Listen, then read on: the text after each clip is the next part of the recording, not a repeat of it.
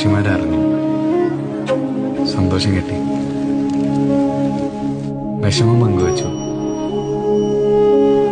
കുറെ പകല് വന്നു, കുറെ രാത്രി കഴിഞ്ഞു, കുറെ സത്യം പറഞ്ഞു, കുറെ നാണം കിട്ടും. കുറെയൊക്കെ കിട്ടി, കുറെയൊക്കെ പോയി, കുറെ കരഞ്ഞു, കുറെ ചിരിച്ചു. ഇന്ന് ഞാനിവിടെ ഉപേക്ഷിക്കുന്നത് എന്റെ പഴയ ജീവിതം കൂടിയാ.